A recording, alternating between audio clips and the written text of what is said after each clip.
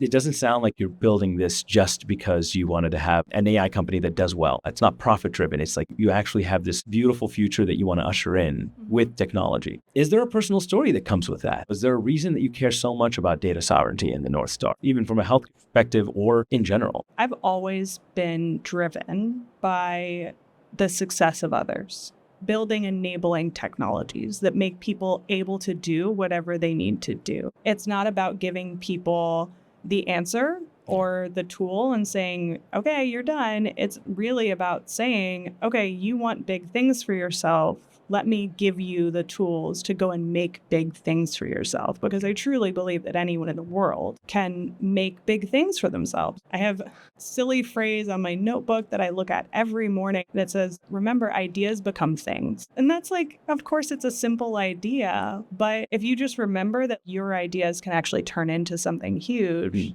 that's a big thing to remember. That's what brings me into this idea can become a thing, can become a force, can become a movement as it grows.